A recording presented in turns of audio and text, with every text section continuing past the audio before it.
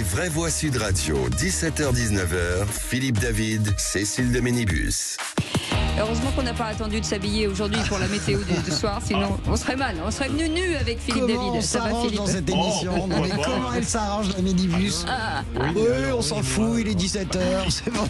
Voilà, on s'organise, on fait quoi là, c'est le direct. J'adore. C'est la joie du direct. Avec Philippe Bilger, qui sera avec nous dans quelques instants, Françoise Degois, bien entendu, et Loïc Guérin. En tout cas, ce numéro de téléphone... Aude. 0826 300 300. C'est beau, c'est très beau. Allez. C'est bizarre, je crois que c'est le numéro de téléphone que j'ai le plus répété de ma vie, celui-là. Ouais, c'est vrai. Et c'est le mien que vous connaissez le mieux. C'est quand même fou l'histoire. Mais je ne le donnerai pas à l'antenne, ne vous inquiétez pas. Non, sinon je serais obligé de vous enfermer dans une cave. Allez, au sommaire de cette émission, le grand débat du jour. Regarde, il a eu un petit sourire concupiscent. Moi, ça dépend ce qu'il y a dans la cave, mais s'il y a du avec saucisson, un tire-bouchon, des bons trucs, je peux être vous inquiétez pas, je déménagerai tout ce qu'il y a avant. Allez les amis, un peu de sérieux au sommaire de cette émission. Le grand débat du jour à 17h30. Un an après l'attaque du 7 octobre, l'Elysée assure Israël de l'amitié indéfectible de la France. Ce week-end, le président Macron a réclamé l'arrêt des livraisons d'armes utilisées à Gaza. Une honte, a réagi Benjamin Netanyahou, jugé en tout cas excessive par l'Elysée. Alors parlons vrai. Comment expliquer ces propos à la veille du 7 octobre? Est-ce que ce rétro-pédalage peut, comme on dit un peu trivialement, rattraper le coup?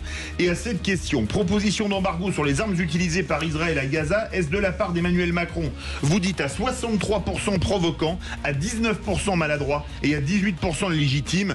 Vous avez un avis. Vous pensez qu'Emmanuel Macron a commis une énorme erreur? Ou vous pensez qu'il a parfaitement raison, qu'il faut arrêter de livrer des armes à Israël? Dans tous les cas de figure, Aude attend vos appels au 0826 300 300. Et Freddy Etad sera avec nous, ancien ambassadeur d'Israël en France et directeur du Centre des Affaires Publiques et de l'État à Jérusalem. Et puis le coup de projecteur des vraies voix. Les règlements de compte liés au trafic de drogue ont déjà coûté la vie à 42 personnes en France au cours des 6 derniers mois de l'année. À Marseille, les dernières victimes de cette violence extrême sont un adolescent de 15 ans, poignardé à plus de 50 reprises avant d'avoir été brûlé vif, et un chauffeur de VTC, victime collatérale, abattu par un tueur à gages de 14 ans, recruté sur les réseaux sociaux. Alors parlons vrai, face à des tueurs à gages de 14 ans, sommes-nous désarmés? Est-ce que, vu l'ampleur du désastre, il faut utiliser les grands moyens? Et à cette question, faut-il une justice d'exception pour les narcotrafiquants, quel que soit leur âge? Vous dites oui à 85%. Vous vivez le narcotrafic, vous habitez dans un quartier qui est tenu par les narcotrafiquants, ou vous avez fui ce type de quartier. Venez nous raconter votre vécu au 0826 300 300. Et pour imaginer des solutions peut-être, Jean-Christophe Couvi, secrétaire national du syndicat Police Unité. On vous souhaite la bienvenue, les vraies voix jusqu'à 19h. Les vraies voix Sud Radio. Et Philippe Bilger qui nous vient tout droit de Marseille. Le Marseillais. Oui, mais heureusement, je n'étais pas au milieu de ces tragédies, Oui. mais c'est une ville qui a un charme incroyable. Ouais. Je ne sais pas pourquoi, elle peut être agaçante, mais on la quitte avec beaucoup de regrets. Il y a quelque chose à Marseille qui est étrange. En 2 secondes, je pensais que vous parliez de moi. On la quitte avec beaucoup de regrets. Vous le savez, ma chère Cécile. Comment ça va, Françoise Degois? J'adore Marseille. C'est là que j'ai commencé d'ailleurs, il y a quelques années, Il au n'y a bureau. pas encore de plaque. Non, il n'y a pas de Non, plaque, c'est mais il y en aura surprenant, un jour d'ailleurs. sur la Canebière, vous verrez, le studio d'une très grande radio de service public. C'est là que j'ai commencé. J'adore cette ville, je partage tout à fait. Et puis, excusez-moi Philippe David, mais allez l'OM. Enfin, je dis ça, je dis rien. Ouais, dites rien. Deux salles, deux ambiances, Loïc là. Guérin, avocat pénaliste. Bonsoir Loïc. Bonsoir. Alors même amour pour Marseille. Hein. Ouais, J'y ouais. vais à peu près une fois tous les 2 mois parce que je peux pas faire plus, mais de la même manière, j'y retourne toujours avec C'est plaisir. vrai. Je repars toujours avec regret. Ouais. Ouais, mais c'est le soleil, déjà pour le soleil. Avec le 0826 300 300, et c'est Didier qui nous contacte de Nîmes. Bonsoir Didier. Bonsoir. Bonsoir à toute l'équipe. Et votre coup de gueule, mon cher Didier, comment faire des économies? Moi, j'aimerais alors, bien, la perso, question j'aimerais est- bien savoir. Oui, moi aussi, perso, j'aime bien savoir. Le problème, c'est qu'on se rend compte maintenant qu'on a un gros trou dans la raquette au niveau budget. Mhm. Et puis, on va encore faire des nouveaux impôts, je pense, même si on dit que c'est pas vraiment des impôts, mais il va falloir renflouer la caisse. Ce sera Alors, peut-être la pas des question que je me impôts, mais posais- des taxes, ça change tout. Oui. Alors la question que je me posais, c'est pour la famille Le Maire, parce que ça doit être quand même assez compliqué. J'espère que c'est madame qui gère les finances, parce que monsieur, a priori, il n'a pas été super efficace. Hein. Alors c'est vrai que le contexte était compliqué quand même. Honnêtement, Bruno Le Maire n'est pas comptable des décisions non plus d'Emmanuel Macron. Enfin, il était comme ministre des Finances. Hein. Non, mais je suis et un ministre, ça ferme sa gueule ou ça démissionne. C'est bien ce que je dis. Donc il a les directives d'Emmanuel Macron. C'est-à-dire que s'il n'est pas d'accord sur les directives d'Emmanuel Macron, enfin je veux dire, c'est toute l'équipe qu'il faudrait mettre. Ça me fait marrer votre réflexion, parce que je vais dans votre sens. J'entends tous les macronistes qui sont aux affaires depuis 7 ans nous donner des leçons de bonne gestion, y compris à Michel Barnier, avec une sorte d'arbitrage des élégances du budget, un budget dont ils ont été quand même en responsabilité, à commencer par Gabriel Attal, ministre des Comptes publics, pendant des années, vous voyez. Donc c'est assez déconcertant. Philippe Bilger. Il y a eu des événements tout de même qui ont été extraordinaires. Notamment, oui, vous avez raison, Cécile. Donc COVID, ça n'excuse pas tout. Et pour Bruno Le Maire, on lui reproche surtout une forme d'assurance, voire d'arrogance, qui laissait penser qu'il avait tout parfaitement géré. Or, ça n'était pas le cas. Loïc Guérin. Impression d'avoir entendu cette chanson-là depuis 30 ans. Quelle que soit la couleur politique, c'est toujours la même histoire. Au moment des dépenses, si on ose dire que c'est peut-être une bévue, on vous traite de pisse-froid. Je reprends l'expression d'ailleurs de certains élus, gauche ou droite d'ailleurs. Et puis ensuite, quand la note arrive, c'est toujours vous qui la payez. C'est vrai. C'est vrai.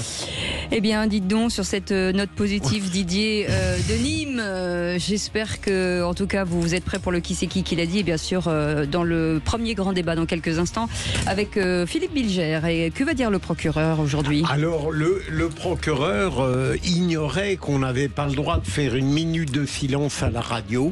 C'est pas qu'on n'a pas le droit, c'est que ça n'est pas possible. Ça n'est pas possible, voilà, vous me l'avez appris, ma chère Cécile. Et je vais parler de la mort d'un otage israélien que j'ai appris aujourd'hui. Allez, on fait une petite pause, on est ensemble jusqu'à 19h et vous l'avez entendu, le retour de Aude qui est avec nous dans le studio, 0826 300 300, et elle aimerait bien vous parler elle aussi. Allez, à tout de suite.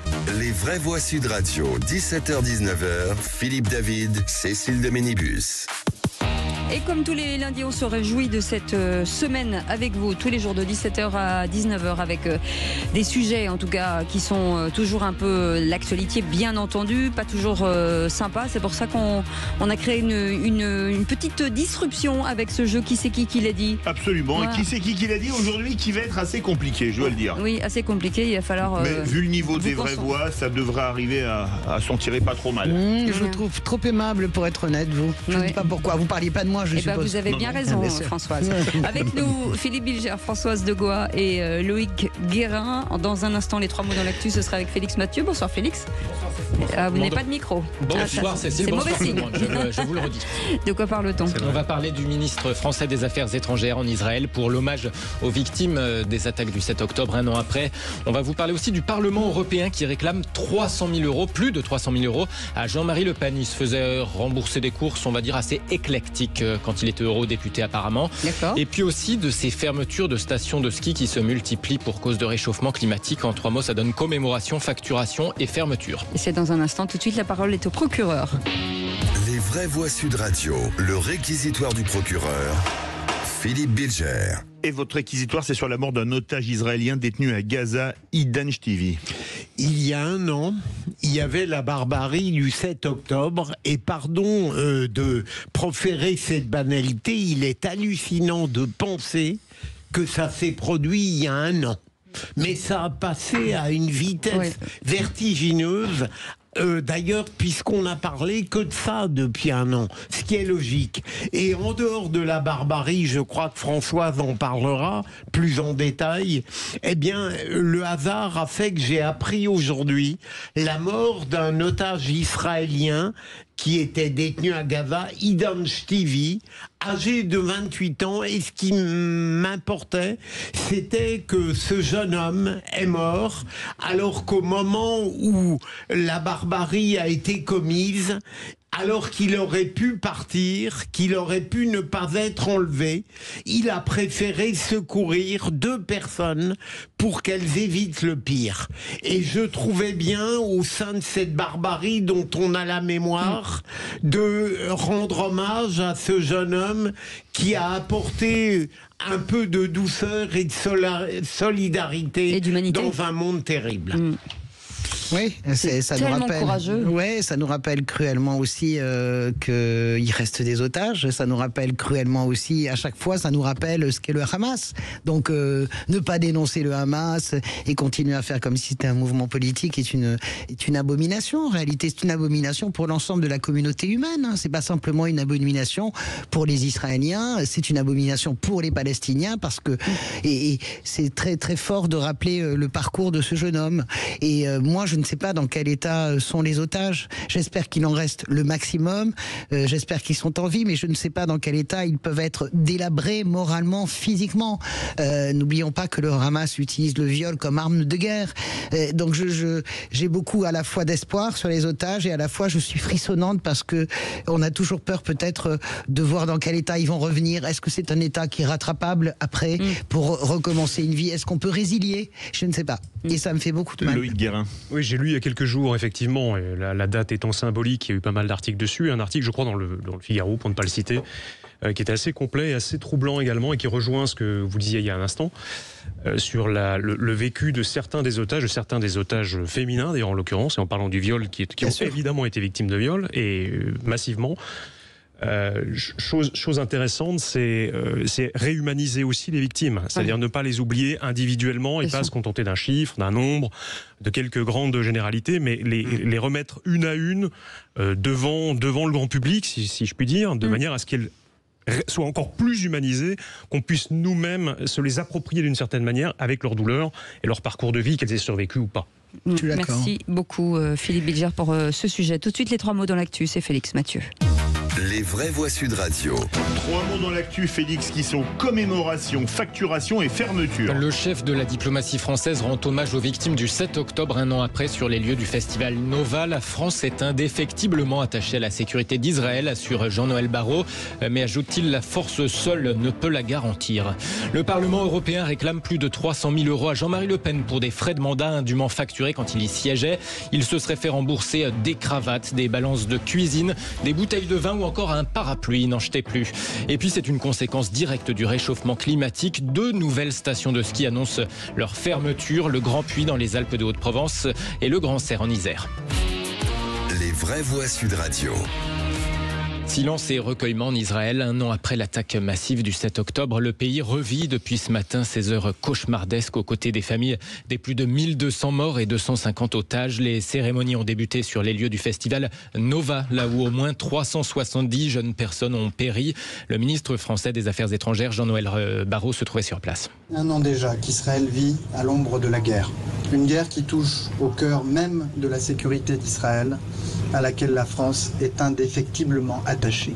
Une guerre dont le lot de souffrances s'alourdit chaque jour. Et notre communauté française en Israël, l'une des plus importantes au monde, n'est pas épargnée par ces souffrances. À nos quelques 180 000 compatriotes d'Israël, je le dis avec force, la France vous aime, la République sera toujours à vos côtés, comme elle l'a été dans les premières heures de cette terrible épreuve. Après cette cérémonie sur les lieux du festival Nova, le chef de la diplomatie française est ensuite revenu sur la position de la diplomatie française quant à la guerre à Gaza et au Liban, ses appels au cessez-le-feu avec Washington, ses propos aussi d'Emmanuel Macron en appelant ce week-end à l'arrêt des livraisons d'armes. Jean-Noël Barrot a fait une sorte d'explication de texte, cette fois depuis Jérusalem. La force seule ne peut suffire à garantir la sécurité d'Israël, votre sécurité. Les succès militaires ne peuvent se substituer à une perspective politique. Pour ramener enfin les otages auprès de leurs proches, pour permettre enfin le retour des déplacés du Nord dans leurs maisons, après un an de guerre, le temps de la diplomatie est venu. Jean-Noël Barrot, le ministre français des Affaires étrangères en Israël pour ses commémorations du 7 octobre. En France, environ 4000 personnes, dont Michel Barnier, sont attendues ce soir au Dôme de Paris pour l'hommage organisé par le CRIF. Des vidéos et des photos d'otages vont y être diffusées. Excusez-moi, mais parler de diplomatie, est-ce qu'on peut négocier avec des gens qui disent que leur but c'est de vous éradiquer? Parce que c'est ce que le Hamas dit de l'État d'Israël. Est-ce qu'on peut discuter avec des gens qui disent on veut votre mort à vous tous? On a déjà évoqué ce débat avec les vraies voix, il y a bien un moment, je ne sais pas quand, où il faudra, pardon pour là aussi le poncif, une solution politique. Il y a ça ne va pas durer éternellement. La question d'abord, quelle diplomatie? Moi je veux bien, Jean-Noël Barrot est très gentil et sympathique, mais ça ne représente absolument rien. La seule diplomatie, c'est celle d'Emmanuel Macron. La question est une question de moment. Ce qu'Emmanuel Macron a dit n'est pas si terrible que cela. Mais le problème, c'est qu'il le dit au mauvais moment. Dire ça 2 jours avant le 7 octobre, c'est vraiment se prendre absolument les pieds dans le tapis. Donc oui, moi je suis d'accord avec Philippe. La diplomatie, à un moment donné, permet d'aller et de rétablir un dialogue quand plus personne ne se parle. Sinon, elle n'a aucune raison d'exister. On ne fait pas la diplomatie avec ses amis. Donc un jour, Yasser Arafat avait dans la charte de l'OLP la destruction d'Israël. Et un jour, il a serré la main de Yitzhak Rabin. Je n'oublierai jamais cela. Et donc ça veut dire que ça peut réexister un jour. J'ose espérer que peut-être ça existera un jour. Je suis un peu plus pessimiste parce que les individus ne sont pas du tout les mêmes et le contexte pas non plus. Il n'y a pas la même densité ni la même texture chez les individus qui interviennent en question, mais de la diplomatie, oui, peut-être, mais on a quand même en face des individus qui effectivement veulent éradiquer un État, qui s'en revendiquent, qui sont subventionnés, fournis et armés par d'autres puissances qui sont assez peu démocratiques au demeurant, qui règnent sur des peuples qui n'en veulent plus non plus. Il est peut-être temps de culbuter quelques dominos avant d'effectivement remettre la diplomatie sur le tableau. Ouais. Le deuxième mot, facturation. Le Parlement européen réclame plus de 300 000 € à Jean-Marie Le Pen. Alors c'est une affaire distincte de l'affaire des assistants parlementaires, possiblement fictifs en cours de jugement. On en parlait la semaine dernière. Vous savez ce que disait Jacques Chirac sur ce qui vole en escadrille. Alors oui, on l'apprend aujourd'hui. Le Parlement européen réclame, pour être très précis, 303 200 € et 99 centimes à Jean-Marie Le Pen. Oui, si je vous le disais, c'est très précis. L'institution lui reproche d'avoir indûment facturé des frais de mandat un peu originaux à l'époque où il était eurodéputé. Facture adressée à Jean-Marie Le Pen par le secrétaire général du Parlement européen entre 2009 et 2018. Le fondateur du FN aurait notamment indûment fait rembourser des stylos, des cartes de visite, des cravates, un parapluie, des balances de cuisine, des horloges de bureau, des bracelets connectés, des lunettes de réalité virtuelle ou encore 129 bouteilles de vin selon ce rapport de l'Office européen de la lutte antifraude. Des balances de cuisine, Philippe. En même temps, je me demande si le Parlement européen est très lent tout de même. Ça c'est moins le réclamer. C'est signé en 2018. Parlement, j'irais jusqu'à penser qu'il y a peut-être un acharnement à l'encontre de la famille Le Pen. Après ça, je sais pas, mais je pense quand même que j'entends Jean-Marie Le Pen, je ne dédouanerai jamais. Tout le monde sait à quel point je combats ce mouvement et ce parti, mais quand même l'histoire des cravates, etc. J'aimerais bien qu'on n'aille pas fouiller dans les indemnités de représentation des parlementaires. Il y a encore 5 ans, avant que tout soit... Je pense que ce qu'on appelle la fameuse indemnité de fonctionnement, je peux quand même affirmer que pendant des années, elle a aussi servi à payer des vacances de députés, etc. Donc, je veux dire, tout le monde a tiré sur la ficelle. Bon, Jean-Marie Le Pen également. Ça ne le dédouane pas, mais je veux dire par là que ces pratiques, elles doivent se finir. Elles sont finies, mais on parle d'un temps avant. Voilà. Mais après, des horloges de bureau, il n'y a rien de dramatique. Une balance de cuisine. Des balances de cuisine. Oui. C'est ça qui est dingue. Une par pied. Oui, je trouve également que c'est un peu tardif. 6 ans, c'est un peu tardif, surtout que par définition, les factures sont envoyées avant, les remboursements avant, donc tout ça date un peu. Je ne suis pas du tout sûr que les pratiques soient terminées, même au contraire. Vous vous rappellerez les questionnements qu'il y avait autour de M. Sarkozy, par exemple, sur ses indemnités, le remboursement de ses frais de nettoyage de chemise, par exemple, qui continue à opérer en tant qu'ancien président de la République. Troisième mot, fermeture de nouvelles stations de ski annoncent qu'elles ne rouvriront pas. Oui, les habitants de Seynes-les-Alpes l'ont décidé lors d'un référendum municipal hier dans les Alpes de Haute-Provence. Ils ne vont pas rouvrir les 24 km de leur station du Grand Puy pour cause de réchauffement climatique. Faute de neige, la station fermait de plus en plus souvent. Elle perdait des centaines de milliers d'euros par an. La municipalité envisage désormais de se diversifier, de proposer pourquoi pas des activités de sport de nature, un lac de pêche ou encore un stade de trail. Mais décidément, autre département, mais même annonce similaire hier, la communauté de communes, cette fois de la Matésine, c'est en Isère, a aussi décidé d'arrêter les financements de sa station, cette fois de Grand-Serre, station qui devrait donc fermer après 85 ans d'existence de sport d'hiver. Il y a quelques jours, on apprenait déjà la fermeture d'une partie du domaine skiable de Métabier dans le Jura. Ces annonces se multiplient. Au total, depuis les années 70, on est à 180 domaines skiables qui ont fermé. Merci beaucoup Félix Mathieu. Et puis dans un instant, on va revenir sur les tensions entre Israël et la France. L'Élysée assure à Israël de l'amitié indéfectible de la France. Ce week-end, le président Macron a donc réclamé l'arrêt des livraisons d'armes utilisées à Gaza. Une honte. Donc ça, c'était la réaction de Benjamin Netanyahou. Alors parlons vrai. Comment expliquer ces propos à la veille du 7 octobre? Est-ce que ce rétro-pédalage, si on peut appeler ça comme ça, peut, entre guillemets, rattraper le coup? Et à cette question, proposition d'embargo sur les armes utilisées par Israël à Gaza, est-ce de la part d'Emmanuel Macron? Vous dites à 58% provoquant, à 22% légitime et à 20% maladroit. Vous voulez réagir? Venez nous donner votre avis au 0826 300 300. Et notre invité Freddy Eitan est avec nous, ancien ambassadeur d'Israël en France, directeur du Centre des affaires publiques de l'État à Jérusalem, avec un livre, Adama, Israël, hier et aujourd'hui, aux éditions Ballant. Merci d'avoir accepté notre invitation. Petite question, une petite réponse. Dans cette période, est-ce qu'un président devrait dire ça? Monsieur l'ambassadeur? Allez, on fait une petite pause, on revient dans un instant, on aura la réponse. Les vraies voix Sud Radio, 17h-19h, Philippe David, Cécile de Ménibus.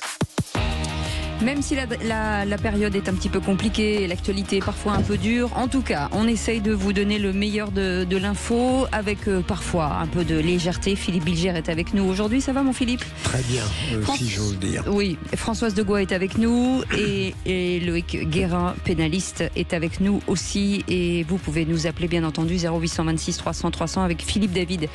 On vous reçoit comme à la maison jusqu'à 19h. Allez, le grand débat du jour. Les vraies voix Sud Radio, le grand débat du jour.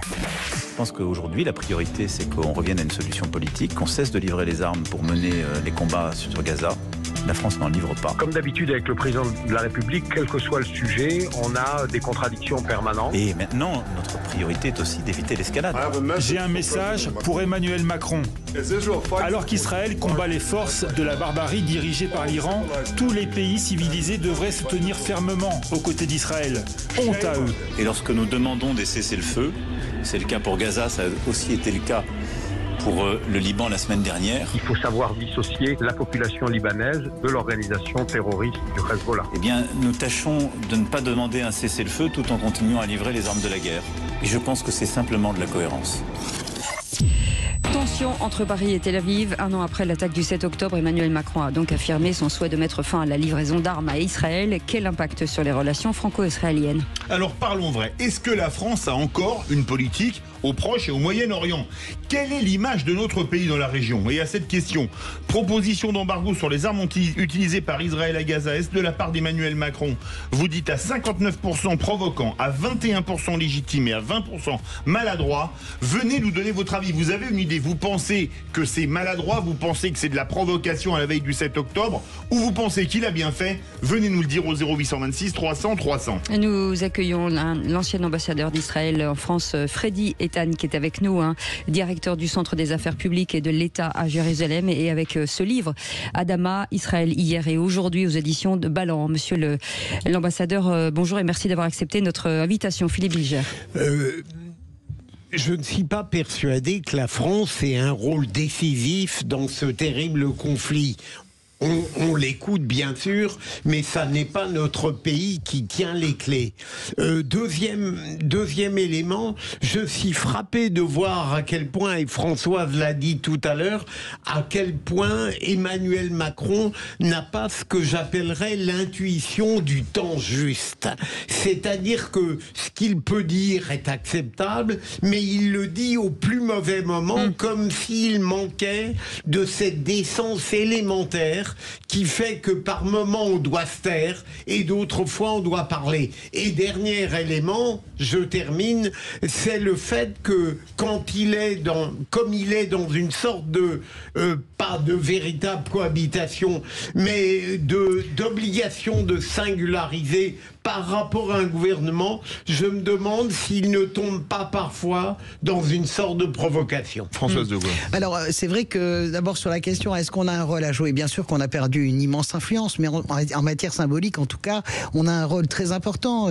La communauté juive est la plus importante en France de tous les pays européens. C'est une des plus importantes communautés juives au monde que nous avons en France. Et idem, l'inverse est vrai également en Israël. La communauté française est très importante.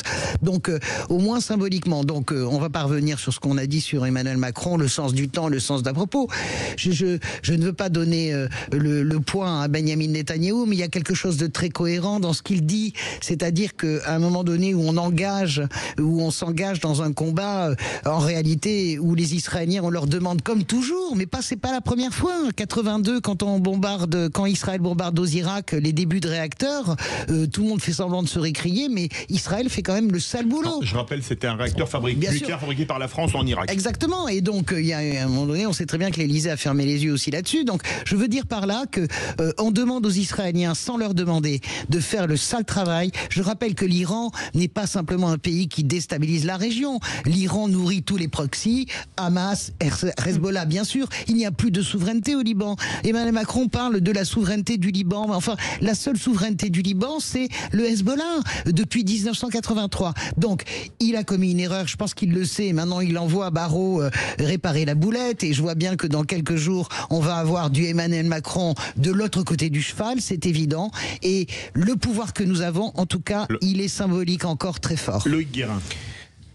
Oui, je suis évidemment en accord avec ce qui vient d'être dit autour de la table, c'est catastrophique. Enfin, son seul rôle aujourd'hui, c'est justement, théoriquement, en tout cas constitutionnellement tout au moins, d'être au-dessus de la mêlée et de donner des grandes indications. Il a un travail qui est quand même fortement allégé.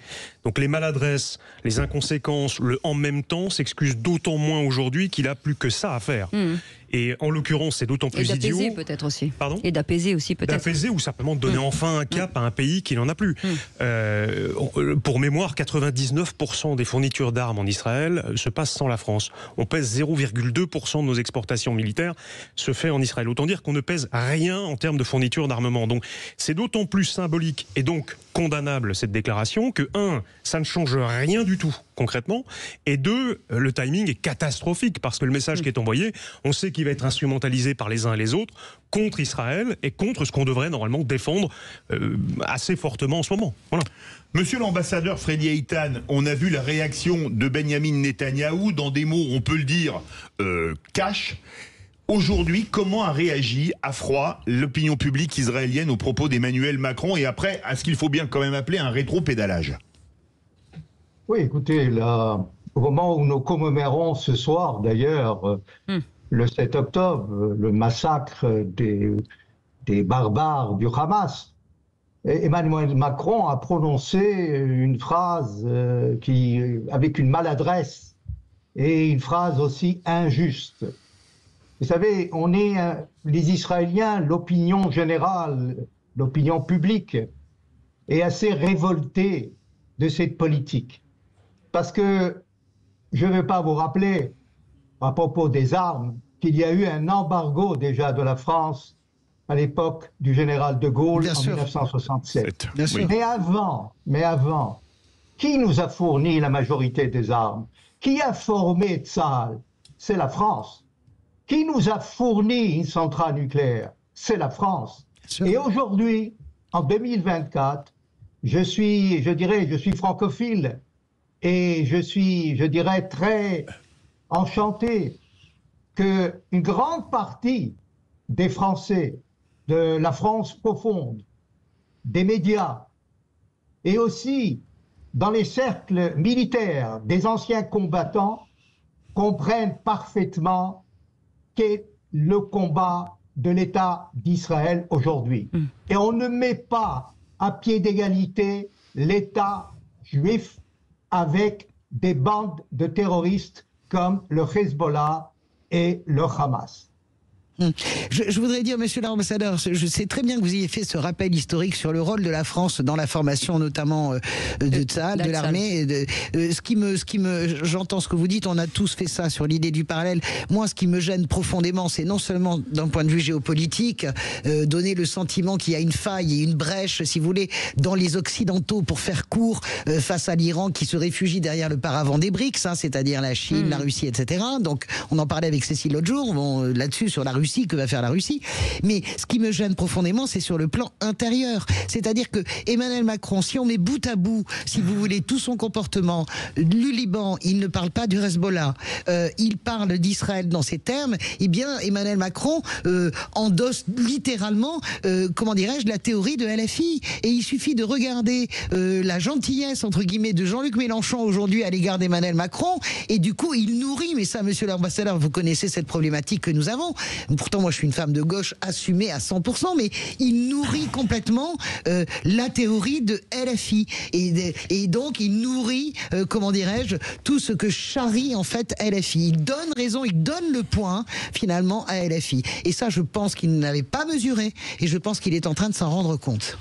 Écoutez, je ne peux pas intervenir dans les affaires intérieures de la France. Mais vous avez le droit de le faire quand même. Et des leçons de morale, ni aux Français, ni à personne.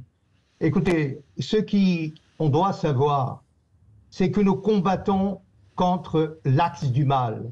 Nous combattons contre le terrorisme. Nous combattons contre des islamistes.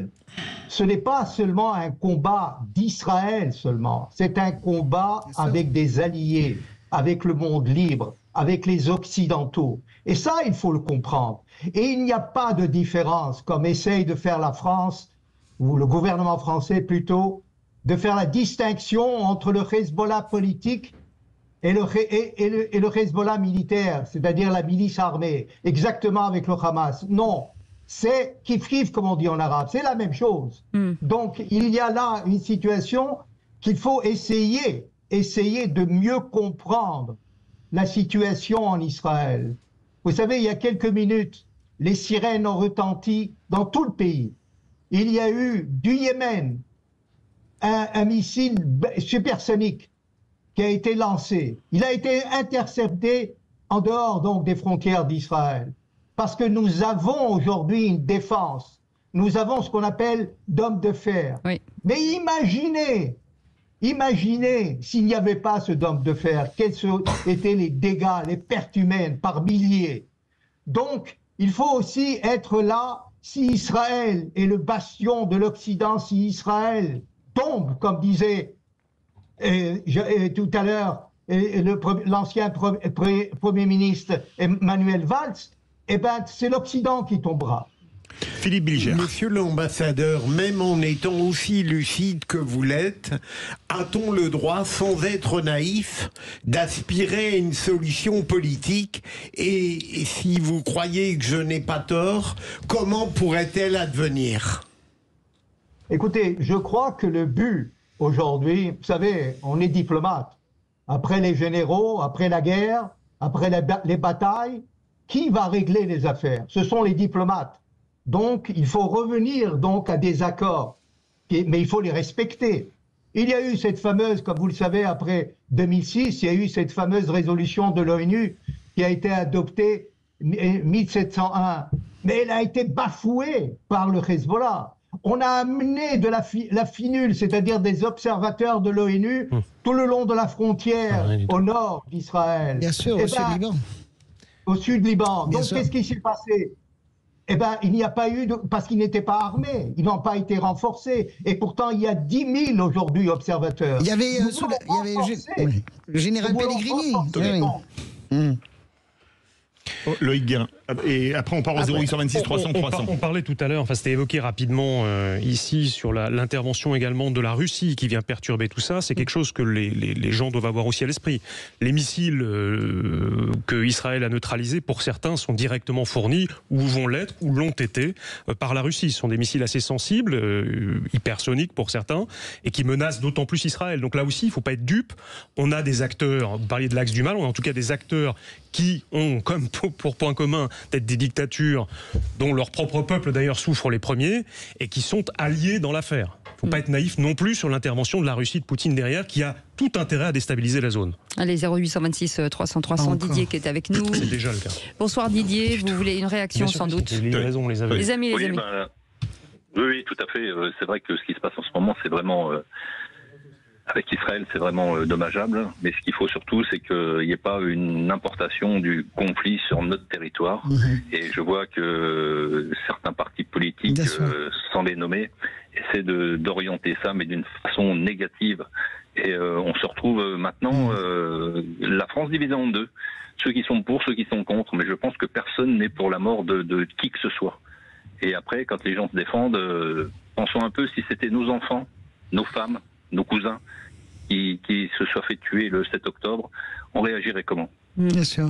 Moi, je suis d'accord avec ce que vous dites. Hein. C'est pour ça que je pense que là, Emmanuel Macron, sur le plan géopolitique, commet une erreur de tempo, mais il en commet une également, je le redis, sous le plan de la politique intérieure. C'est très important. Il donne le sentiment qu'il donne raison à la stratégie choisie par Jean-Luc Mélenchon. Je le rappelle, ça, c'est extrêmement dangereux. On rigole pas avec ça. Freddy Haïtane, Loïc Guérin a dit que la Russie livrait a priori des armes à l'Iran. Est-ce que vous avez des informations sur une implication ou pas de la Russie ? Oui, il y a, comme vous le savez, l'Iran a fourni des drones aussi à la Russie pour attaquer l'Ukraine d'ailleurs. Bien sûr, bien sûr. Oui, et donc il y a, depuis longtemps d'ailleurs, il y avait même une centrale nucléaire russe en Iran. Et donc tout cela nous montre par là qu'il y a des alliés, un autre axe, c'est-à-dire il faut comprendre qu'il y a l'Iran est associé aussi, et s'est aligné avec la Russie, mais aussi avec la Chine. Bien sûr, et l'Afrique du Sud et le Brésil, les BRICS. Et donc il y a deux blocs aujourd'hui. Ce n'est plus la détente, c'est plusieurs blocs à la fois. Donc comment faire? À l'époque de la détente, eh ben, la Russie, l'ex-Union soviétique, n'avait pas menacé par l'arme nucléaire les Américains ou les Français. Il y avait la détente.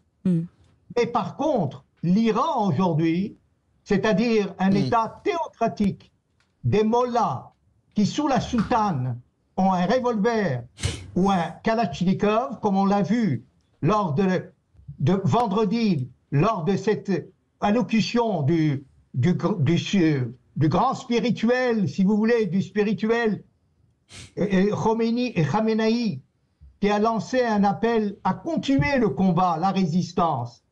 Et c'est là la différence. On menace même par tous les moyens de détruire l'État d'Israël, le seul État juif parmi les 54 pays arabo-musulmans, de le détruire, y compris par l'arme nucléaire. Merci beaucoup, Freddy Haïtane, ancien ambassadeur d'Israël en France, directeur du Centre des Affaires publiques et de l'État à Jérusalem, avec ce livre Adama, Israël hier et aujourd'hui aux éditions Ballant. Merci, monsieur l'ambassadeur, d'avoir été avec nous. Didier, on vous garde dans un instant pour le Qui c'est qui l'a dit. On fait une petite pause. Bienvenue, c'est Les Vraies Voix jusqu'à 19h. Les Vraies Voix Sud Radio, 17h-19h, Philippe David, Cécile de Ménibus. Retour des vraies voix pour ce moment que tout le monde attend, puisque c'est un moment où l'attention est à son paroxysme, le qui l'a dit. Alors Didier, êtes-vous prêt pour ce qui c'est qui l'a dit? Eh oui, en avant pour la pertinence des propos. Oh ben voilà, ça c'est un lancement. Les Vraies Voix Sud Radio, le quiz de l'actu. Il va être fort, lui, je sens. Il y a juste un mot, la pertinence, je pense que c'est hors propos. Mais bon, voilà, c'est pas le but aujourd'hui, la pertinence. Hein. C'est qui l'a dit. Oui. Vous êtes prêt, Didier? On y va. Allez, faut vous gagner quand même. Hein. Question, qui c'est qui l'a dit? 3 points. Jean-Luc Mélenchon a impuissanté la gauche. Oh, ça doit être Monsieur Drey, je pense. Oui, bonne Julien réponse. Drey, exactement. Ce matin, chez Et Jean-Jacques c'était ce Bourdin. matin sur Sud Radio. Le verbe impuissanter, ça c'est pas mal. Moi, j'aime bien les néologismes comme ça. Ce qui veut dire, c'est que Didier écoute toute la journée Sud Radio. Ça, c'est bien. Je dis ça, je dis rien. Bravo, Qui Didier. c'est qui l'a dit à 2 points, Didier? Le rattachement de François Hollande au nouveau Front Populaire a été une faute politique et morale. Valls. Bonne réponse. Qu'est-ce qu'il est bon! On est en train de se faire plier. J'aurais pas dit Valls, mais il est bon. Ah bah 5 points. Hein. 5 points déjà. Ah oui, déjà, il est bon. On l'a dans le baba. Qui c'est qui l'a dit 2 points? Ça fait 50 ans que la France dépense plus que ce qu'elle gagne. Oh. Didier. Ah bah oui, je sais. Marine Le Pen? Gabriel Attal. Bonne réponse de Françoise Degois qui marque 2 points. Oh, Gabriel Didier, je suis loin Attal. encore. Je suis loin. Qui c'est qui l'a dit, Didier, à 2 points? La tentation ici en France, c'est de faire de l'Algérie le bouc émissaire d'un certain nombre de nos problèmes. Et c'est particulièrement vrai en matière d'immigration. L'Algérie n'a pas apporté cela. Rotaillot? Non. Non. Dominique de Villepin. Bonne réponse de Françoise Degois qui marque Françoise. 2 points. Ah ouais, mais Dominique je suis de encore en Villepin. retard. D'un point. Bon, par contre, Philippe Bilger, Ils ont Loïc Guérin, disparu. porté disparu. Non, j'écoute avec beaucoup de plaisir. Mais qu'est-ce que vous mangez que j'ai pas à manger, moi? Des bons becs. Ah ouais, Allez, c'est ça. qui l'a dit 3 points sur la demande de Jean-Luc Mélenchon de mettre des drapeaux palestiniens dans toutes les universités. Les seuls drapeaux qu'on doit porter dans les lieux publics, ce sont des drapeaux français. Le reste, c'est une propagande qui n'a pas sa place dans ces lieux publics. Didier. Barnier? Non. François Hollande. Bonne réponse Absolument. de Françoise Degois qui engrange 3 points. C'est François Hollande. Ouh là là, Loïc Guérin et Philippe Bilger. Ah, je suis souvent Fanny. Où êtes-vous? Je peux pas faire pire. Qui c'est qui l'a dit à 3 points? Je ne suis pas favorable à un embargo sur les armes vis-à-vis d'Israël parce qu'Israël est attaqué sur 7 fronts. Nous pensons tous qu'Israël a le droit de se défendre. Didier. Marine Le Pen? Non. Michel Barnier? Non. Députée C'est une députée européenne et ancienne ministre. L'oiseau. Oui. Bonne réponse de Philippe Bilger. Retour. J'avais pas compris la question. Et sur Est-ce un que tu peux malentendu, vous avez marqué 3 points. Tu peux faire un décompte là? Un Eh bien, décompte. écoutez, vous êtes à 7 points, Didier à 5, Philippe Didier. Bilger à 3, Loïc Guérin à Ça 0. se joue entre nous, normalement. Écoutez bien Didier, ça peut être une façon de rattraper Ouais. Françoise. 2 Ah, on points. va gagner, on va gagner. Vas-y, Didier. Il ne faut pas désarmer Israël. Bardella? Non. Non, c'est une femme. Il ne faut pas désarmer Israël. C'est une femme. Elisabeth Borne? Non. 4e personnage de l'État. Ah ben Braun Pivet. Bonne réponse de Philippe Bilger qui revient du Yael diable Beauvais. Braun C'est pas une Pivet. question de savoir, mais de rapidité. 4. C'est vrai que j'étais en train de chercher. Je disais, mais c'est la présidente de l'Assemblée. Qui c'est qui l'a dit à 3 points, Didier? Attention. Je pense que le gouvernement ne passera pas l'hiver. Didier.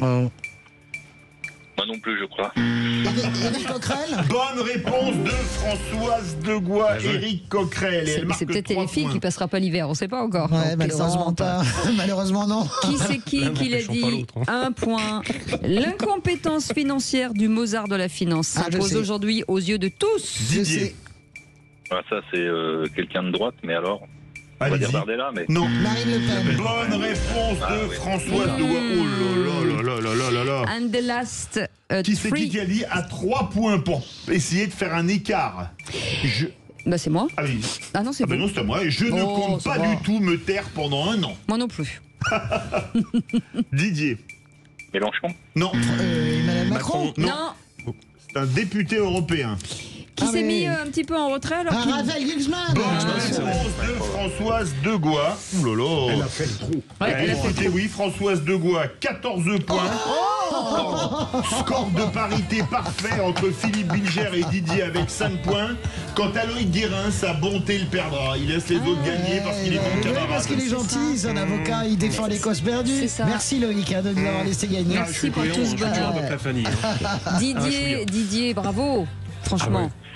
Mais oui, c'est pas trop mal, mais... Non, vous avez assuré Non, Didier, mais à c'est un pas moment trop donné, mal. j'ai eu super peur. Ouais, c'était très bien. Attendez. Ouais, ouais. carrément. Très bien, au Bon, début. bah, écoutez, de folie. vous faites la fierté de cette radio, c'est les auditeurs, je vous rappelle, hein, quand même. On est très content de vous avoir. Didier, on vous embrasse, à bientôt. Merci à vous. N'oubliez Merci pas à de nous vous, envoyer bravo. des chocolats quand vous avez le temps. Pourquoi des chocolats? On ne sait pas.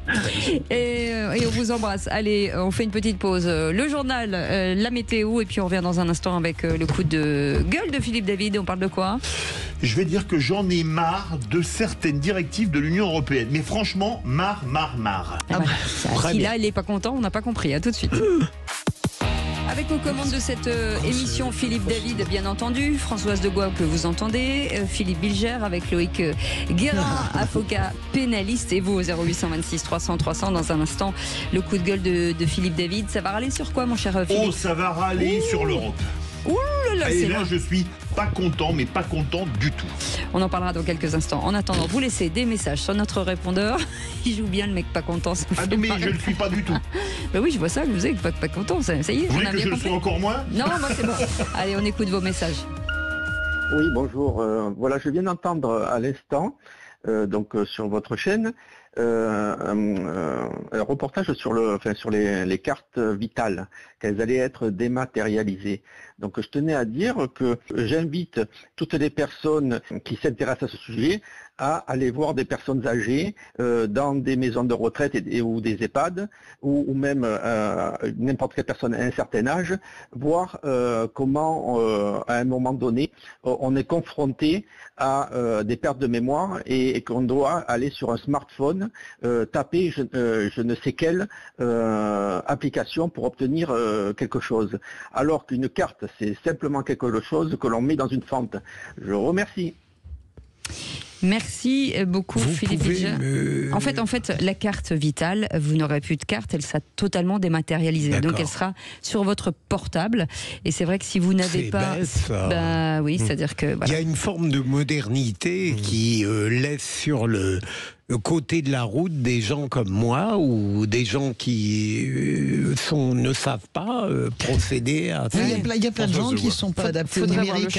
C'est ça, je suis d'accord avec Cécile, c'est-à-dire que c'est pas une question d'âge, il y a des gens qui ne se sont pas adaptés au numérique, qui n'ont pas envie, ils n'ont pas envie, parce que à terme c'est la disparition de toute la matérialité, à terme vous pourrez même plus payer avec un billet en fait dans les magasins. Je pense que l'argent liquide va disparaître parce que ça permet aussi un meilleur contrôle évidemment de toutes les instances si vous êtes entièrement numérique. Donc moi je suis un peu dérangé par ça. Je ne sais pas qu'est-ce qu'on y gagne et qu'est-ce que la Sécu y gagne, peut-être quelque chose, mais on y perd certainement un sentiment de se décrocher du monde dans lequel on vit. On y gagne à la fraude.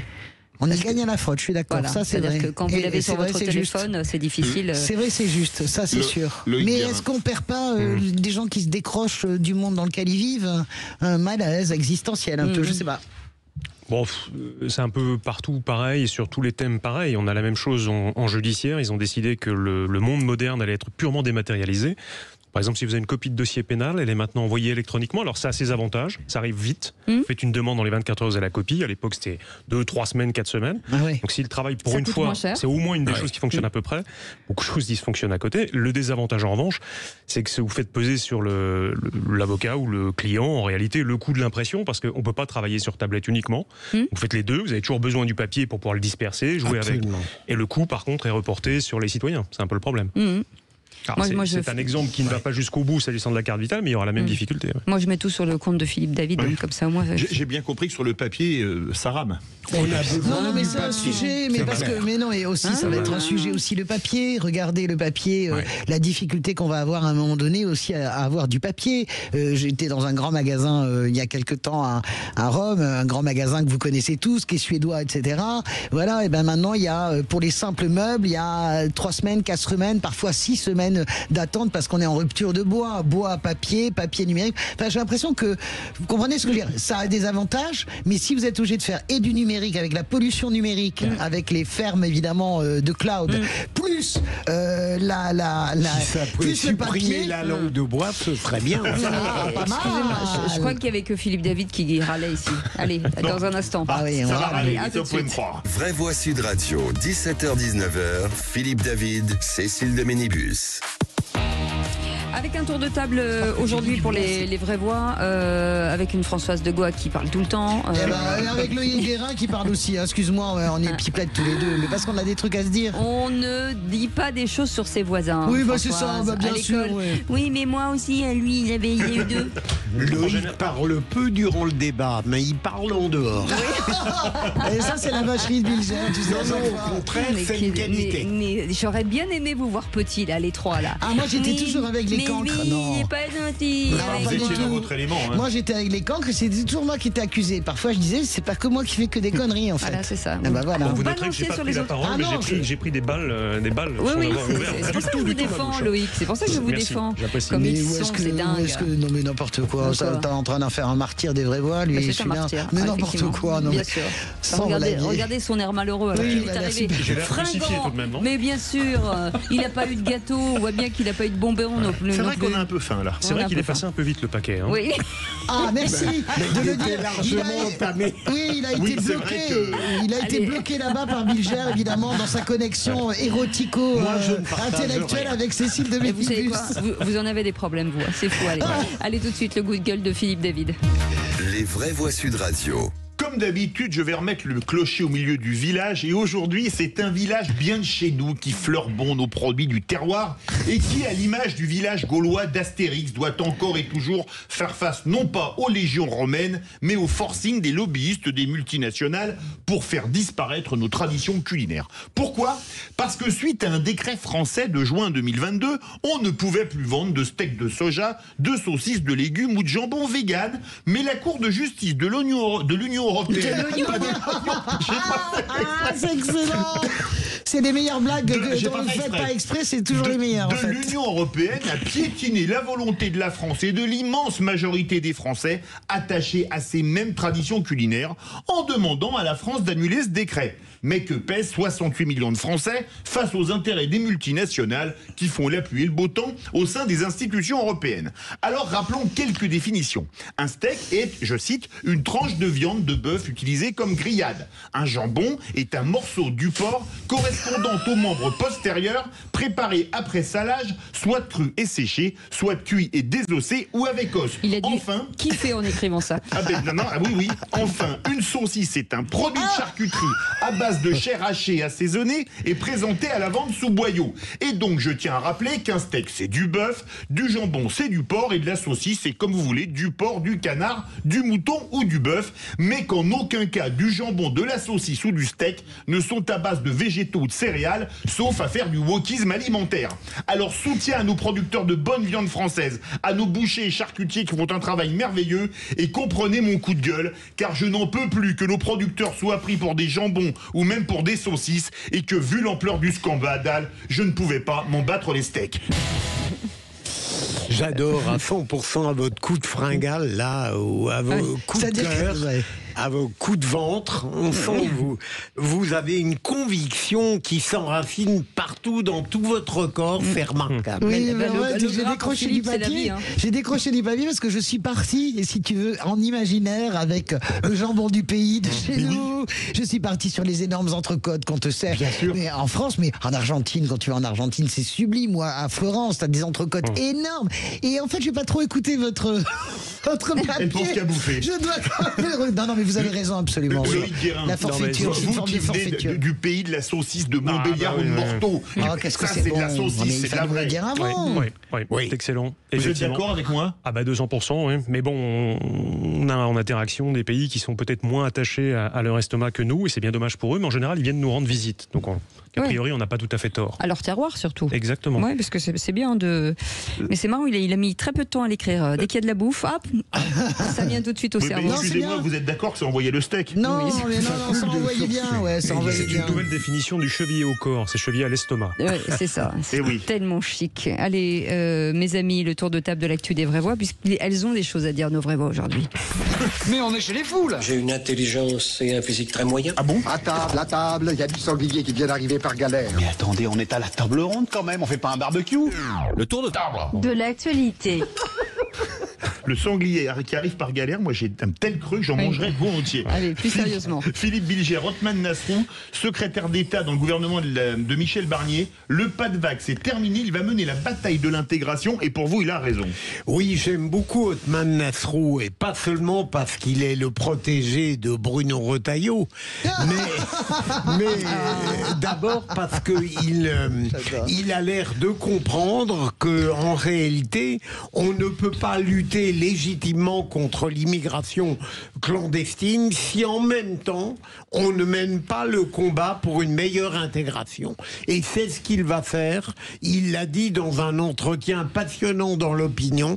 Et donc s'il tient ses promesses, tenir les deux bouts de la chaîne, c'est fondamental. Expulser ceux qui ne doivent pas être ici, mais véritablement mieux insérer les gens qui, en l'occurrence, peuvent honorer notre pays parce qu'il respecte ses lois. François Doua. Écoutez, moi, je ne vais pas commencer à faire des dissertations philosophiques sur les déclarations d'un ministre délégué, je crois qu'il est ministre délégué, à l'intégration. Combien j'ai entendu de déclarations de ce type sous tous les cieux depuis 20 ans ? On va intégrer, il faut mieux intégrer, etc. Donc d'un côté, vous avez Bruno Retailleau qui est en croisade quasiment tous les jours contre l'état de droit, en tout cas, c'est ce qu'il fait encore ce week-end dans Figaro Magazine, et en nous explicitant incitant, obligeant d'ailleurs le Conseil constitutionnel et le président Laurent Fabius à expliquer la différence entre l'état du droit et l'état de droit, que j'ai trouvé assez remarquable comme explication. Bon, je n'ai rien contre Othman Nasrous, j'attends juste qu'il joigne les actes à la parole. Ce discours-là, je ne vois pas comment vous l'avez trouvé extraordinaire, ce discours-là, cette interview-là, je l'ai lu 250 000 fois, et y compris dans la bouche de gens de gauche. Hein. Ça n'a rien à voir avec droite ou gauche. On va mieux intégrer, si on est plus dur sur les immigrations, il vaut mieux intégrer. Tout ça, c'est bullshit pour moi. J'attends de voir. On l'a jamais fait en même temps. Mais si, en même temps, Loïc pas tout le temps, mais tout le temps. Guérin. Alors une chose, alors j'ai pas lu, hein, donc je vais pas me prononcer sur le contenu du reste, mais ce que j'apprécie en revanche, évidemment, on attendra effectivement les actes, je suis d'accord. Au moins sur la terminologie, et au moins de progression, c'est qu'on en revient, et sans en faire cette fois-ci un gros mot, au terme d'intégration. On était passé gentiment, par petites touches subtiles, de l'intégration au vivre ensemble. C'était ne nous tirons pas dessus, mais n'osons pas imposer nos valeurs. L'intégration, au moins, c'est bonne nouvelle, c'est réaffirmer nos valeurs, en être fiers et faire en sorte qu'on puisse y adhérer. Valls a fait ça avec le gouvernement Hollande, Sarkozy l'a fait aussi, enfin monsieur, honnêtement c'est blablabla. Est-ce que l'assimilation c'est devenu un gros mot? Assimilation n'est pas intégration. Non.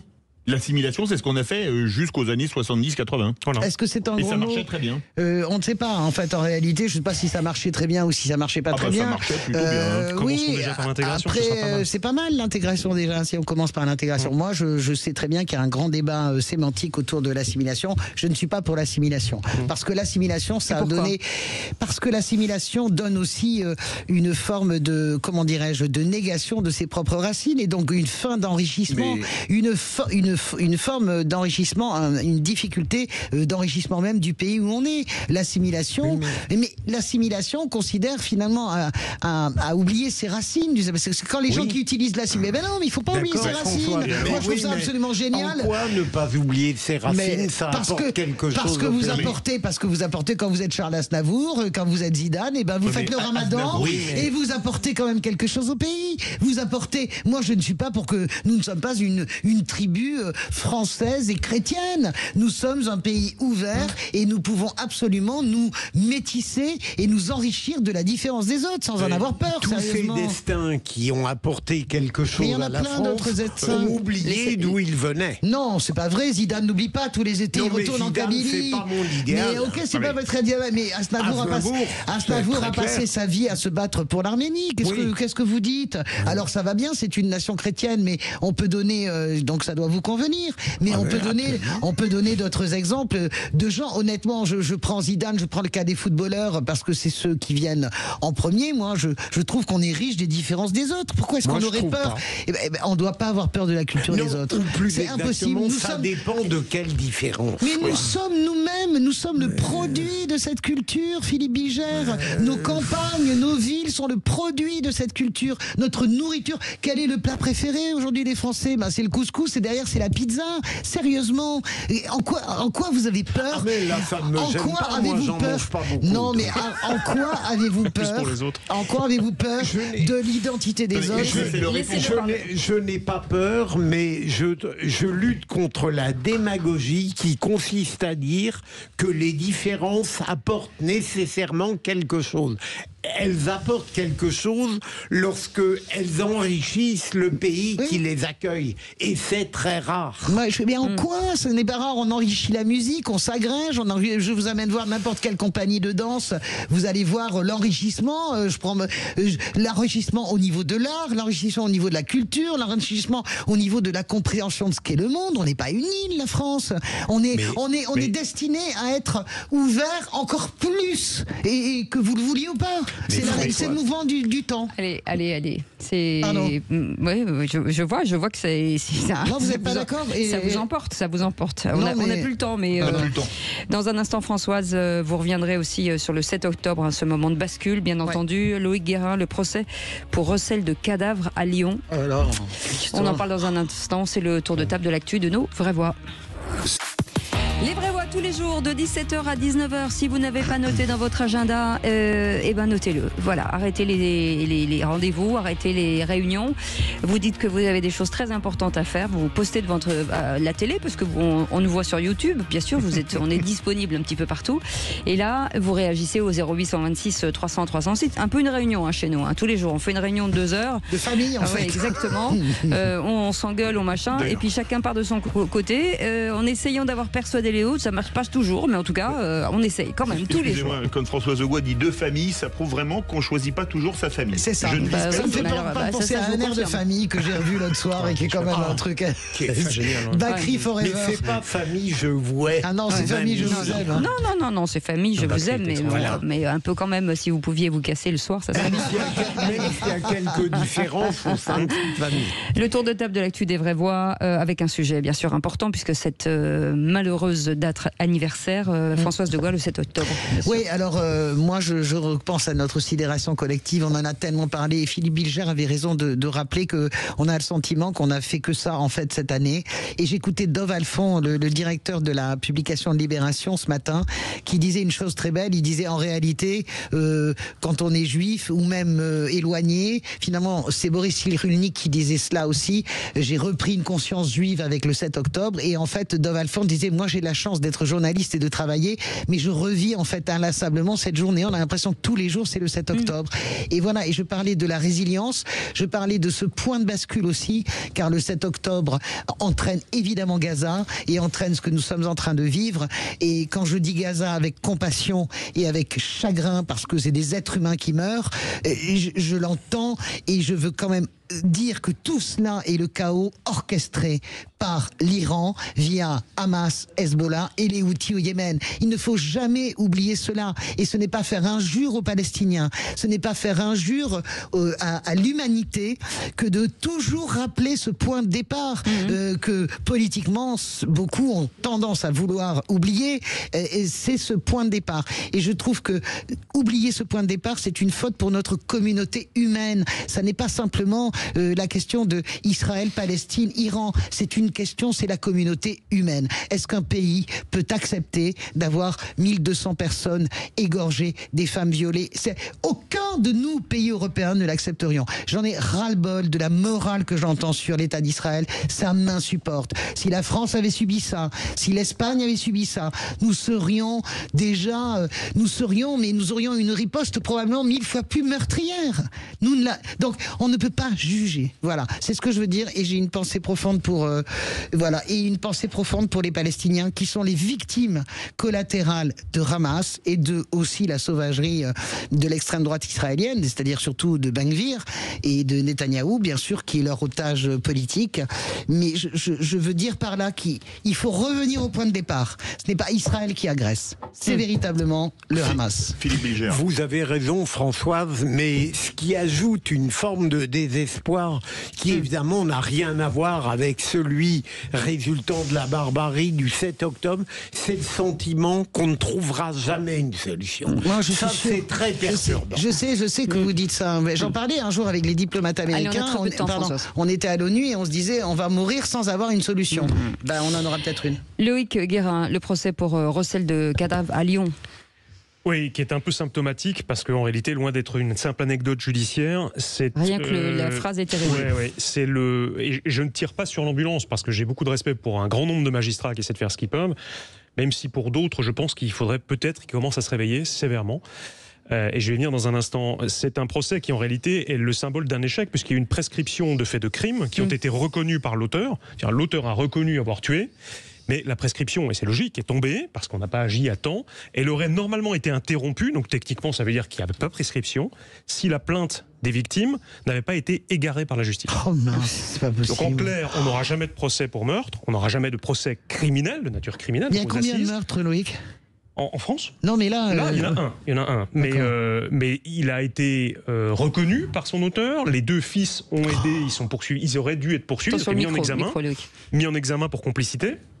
Et finalement, on est réduit à la part congrue. On va poursuivre pour recel de cadavres parce qu'il reste rien d'autre. C'est dingue. Et la prescription est le résultat de l'échec judiciaire. Le dossier a été perdu. Ils ont retrouvé la trace de la plainte, pas le dossier, mais la plainte. Et on ne peut pas interrompre une prescription. Alors, juste un mot pour clore. Ne vous trompez pas, ne foncez pas sur le chiffon rouge généralement agité par les politiques de tous bords, qui consiste à dire il faut réformer la loi, etc. Elle l'a été en l'occurrence. On a multiplié par 2 sous Hollande la prescription, le délai de prescription. C'est une erreur, c'est un pansement sur une jambe de bois, parce que, ça nous amène à des affaires qui sont jugées 10, 20 ans plus tard, ce qui est un désastre, parce que même pour la défense, c'est impossible d'apporter des preuves ou de se défendre soi-même. Mais c'est un moyen d'enterrer un petit peu le problème et dire regardez, on ne donne pas plus de moyens en réalité à la justice, mais on vous donne 2 fois plus de temps pour le faire.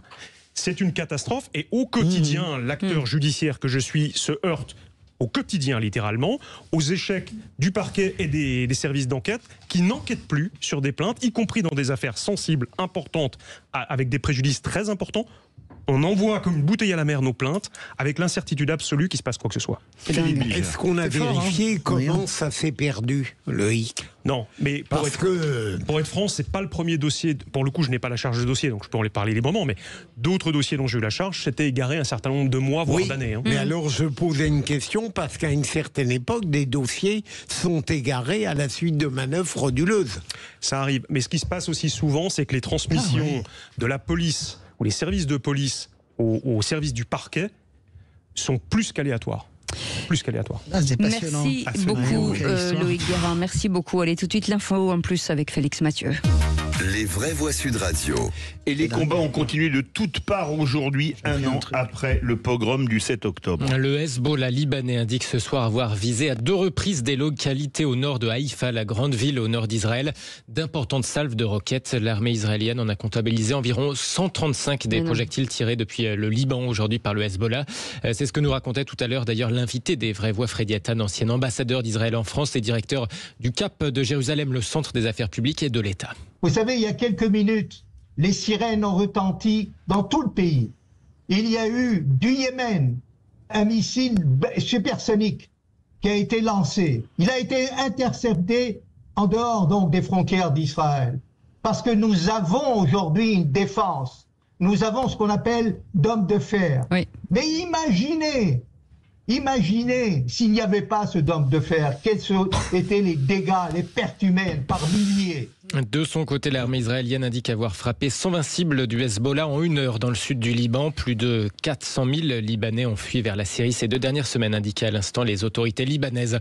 En tout cas, alors qu'Israël commémorait, vous en parliez, les attaques d'il y a 1 an aujourd'hui, eh bien la branche armée du Hamas affirme tout à l'heure que les otages israéliens à Gaza se trouvent, je cite, dans une situation très difficile. Avec ce communiqué glaçant, notre choix est de poursuivre la confrontation dans une bataille d'usure longue, douloureuse et coûteuse pour l'ennemi. Ça, c'est ce que vient de déclarer sur la chaîne Al Jazeera le porte-parole de la branche armée du Hamas.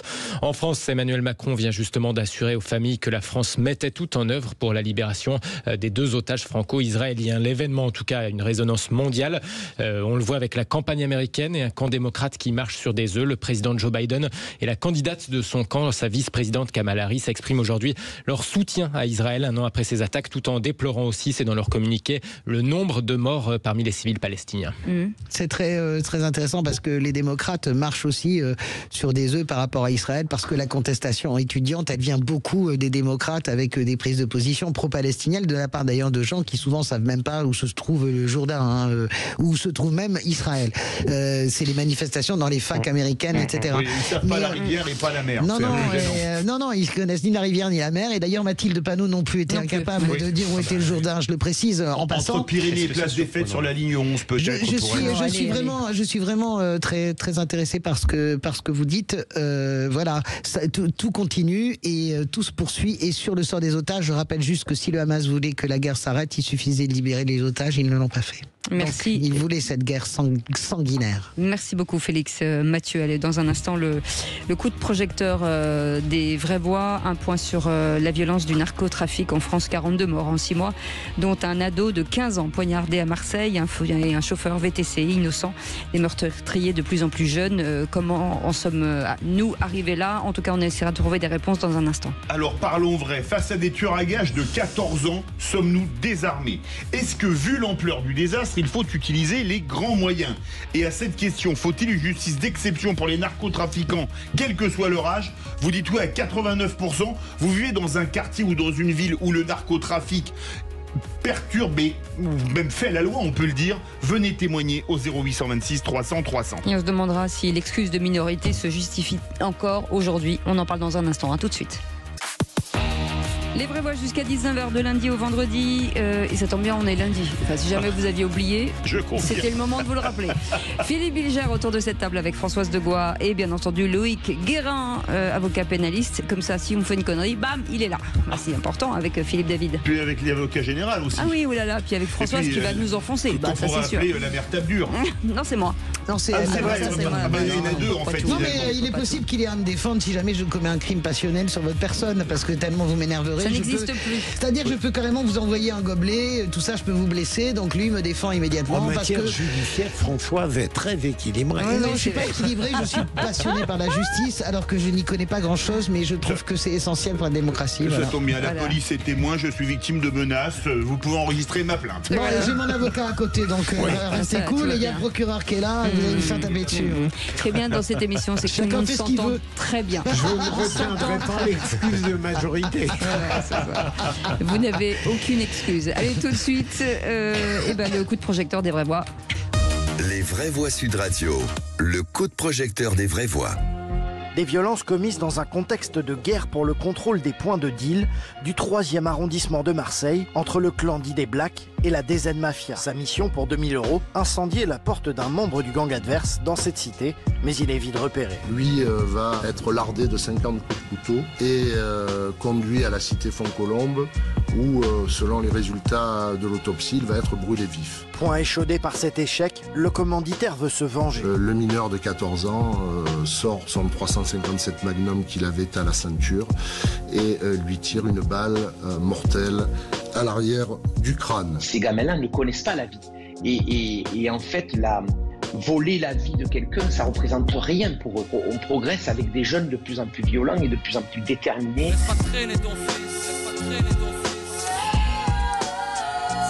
Et les règlements de compte liés au trafic ont fait 42 morts en France sur ces 6 derniers mois de l'année. Dernière victime en date, vous l'avez entendu, à Marseille, un ado de 15 ans et un chauffeur de VTC abattu par un autre jeune de 14 ans recruté sur les réseaux sociaux. Alors parlons vrai, est-ce que ces criminels, puisque ce sont des criminels, sont sans limite?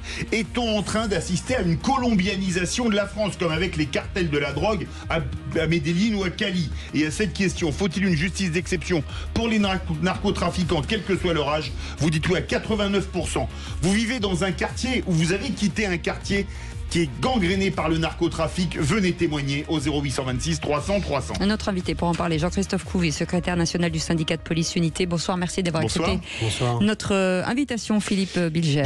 Je continue à dire que ce prurit qui consiste à chaque fois à proposer des justices d'exception lorsqu'on est confronté à des criminalités dont la gravité augmente au fil des années est une mauvaise idée, parce que ça permet à la justice en général de noyer ses imperfections dans une sorte de spécialisation délétère. Mais si ça veut dire que la délinquance des mineurs est de plus en plus précoce et de plus en plus violente, c'est une évidence. La loi 2021 est une catastrophe sur ce plan-là, et je serais tout à fait partisan, si c'est le sens de votre question, d'aller non pas, comme le dit Michel Barnier, vers une atténuation de l'excuse de minorité, mais vers sa suppression, si on réfléchit bien à ce qui pourrait permettre en effet de l'abolir pour des mineurs de 16 à 18 où elle est aléatoire, et en tout cas avant 16 ans. En clair, on le fait ou on le fait pas. C'est ça. Philippe, en une seconde, moi j'ai été frappé. Je pensais pas que ça arriverait en fait. Je me souviens d'un voyage il y a 15 ans à Sao Paulo où l'ambassadeur nous avait dit il faut que vous sortez pas parce que ou alors vous avez le portefeuille du voleur, c'est-à-dire que vous vous faites braquer au feu rouge et vous donnez un faux portefeuille dans lequel vous avez mis un peu de pièces de monnaie pour pas vous faire buter parce que les armes circulent et à 9 ans vous avez déjà des 357 madames et vous avez déjà des assassins. Et ce que m'avait dit Martha Spici à l'époque, la maire de Sao Paulo, c'est que en réalité la répression en fait ne fonctionnait pas. Il fallait trouver d'autres moyens, notamment des encadrements, ne pas mettre tout de suite des mômes en prison parce que la prison ne fait qu'aggraver en réalité la dangerosité.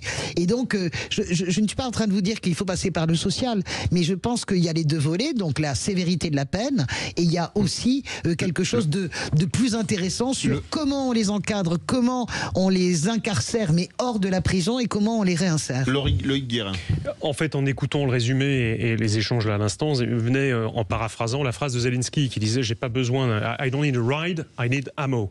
C'est la même chose, j'ai pas besoin d'un taxi, j'ai besoin de munitions. Là, on n'a pas besoin de réforme ou de textes supplémentaires, on en meurt déjà, on a besoin de moyens.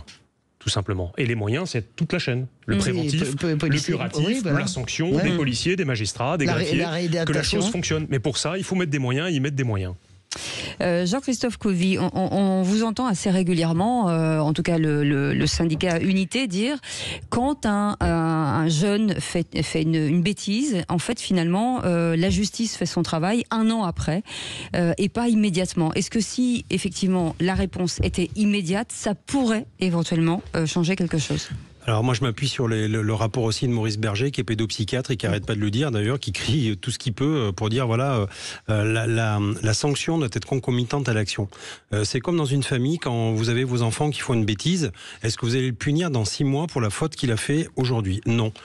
Donc en fait il faut par contre le prévenir à l'avance, c'est le contrat entre guillemets qu'on a tous dans nos familles, de dire voilà si tu fais cette bêtise là, attention derrière tu auras une sanction. Et c'est pas la peine de compter jusqu'à 3. Moi je vois des parents qui comptent jusqu'à 3, ils y arrivent jamais d'ailleurs parce que soit le gamin fait une rigolade ou alors une crise et puis les parents désarment. Nous, ce qu'on voit aujourd'hui, et ça nous fend le cœur parce que des gamins de 14 ans, 14 ans, c'est l'âge, vous savez, vous jouez encore au Big Jim, vous regardez un peu les dessins animés et en même temps, vous rentrez un peu dans l'âge adulte, vous êtes un peu déniaisé. Et là, aujourd'hui, on voit que c'est des gamins qui ont déjà des armes létales, qui connaissent les codes des quartiers, des cités. Et les parents, les premiers, des fois, nous écrivent, nous appellent dans les commissariats pour nous dire « Mon gamin, il est en train de m'échapper. Je ne peux plus rien en faire. » Parce que le réseau, c'est une pieuvre, a pris la main sur le gamin. C'est une nouvelle famille, une famille de substitution. Et les parents, j'allais dire biologiques, ne peuvent plus rien faire.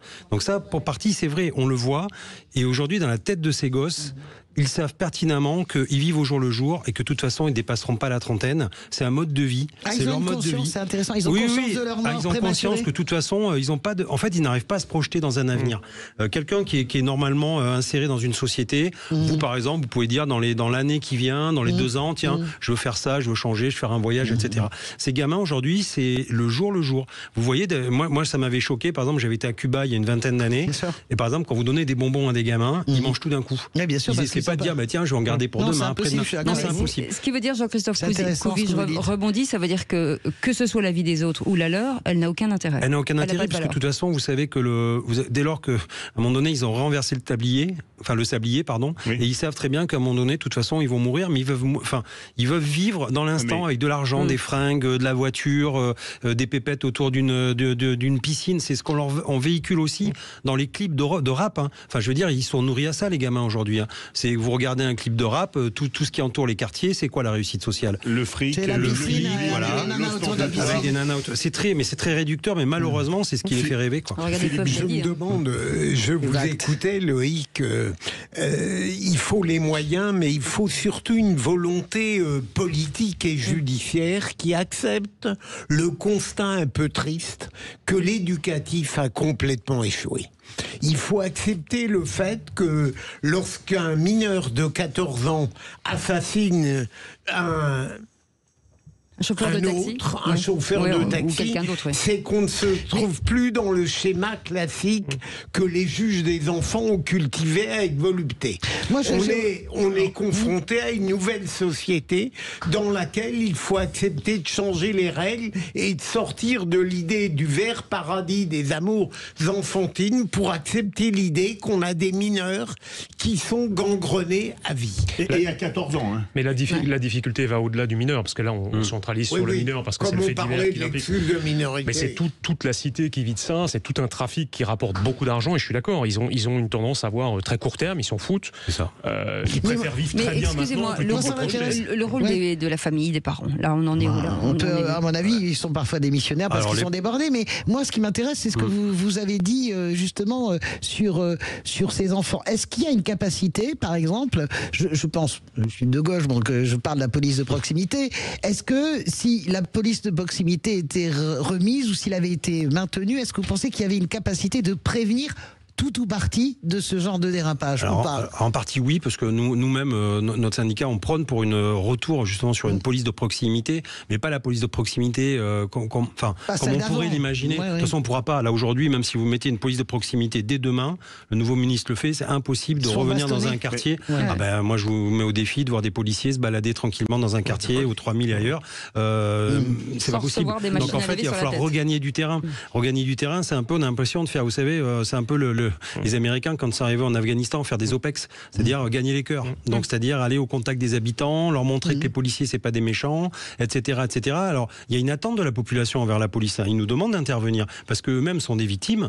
Sauf qu'en fait, vous avez un réseau, effectivement, par quartier, c'est un territoire, et c'est très difficile d'y rentrer, c'est très difficile d'en sortir. Une fois que vous avez mis un pied dedans, même les gamins, souvent, on les filme en train de faire des fellations, des viols, etc. Eux-mêmes sont violés et tout. Et en fait, après, on les fait chanter. Oui, il faut pas croire. C'est pas angélique. Il faut casser, et il faut casser cette espèce de syndrome. Vous savez, on dit ouais, mais les narcotrafiquants dans les quartiers, ils amènent, justement, ils font vivre un quartier. C'est un peu les Robins des Bois. Ils redistribuent. Non. C'est du capital. C'est je veux gagner de l'argent à tout prix. Eux-mêmes d'ailleurs sont en danger tout le temps. D'ailleurs, ça se voit. Ils sont hyper parano parce que la bande rivale veut les buter entre guillemets pour récupérer le terrain, la place. Et donc en fait, ils ont aussi des vies minables, il faut le dire. Et après, les vraies têtes de réseau, ils sont même pas en France. Jean-Christophe Couvi, quand on voit un gamin de 14 ans qui met de sang-froid une balle de 357 Magnum dans la tête de quelqu'un, est-ce qu'il est récupérable? Alors on aimerait bien y croire. Parce que déjà, le surmoi, il n'y en a aucun. Bon, déjà, c'est un gamin qui on a demandé de le faire. Et à qui on a demandé de le faire. C'est un gamin, imaginez. Et à 14 ans, on sait ce qu'on fait, désolé. Alors un gamin de 14 ans, donc déjà il va prendre une peine divisée par 2 parce qu'il y a l'excuse de minorité, entre guillemets. Normalement c'est 30 ans à peu près, et là il prendra 15. Donc en fait c'est un gamin qui sortira dans tous les cas avant 30 ans.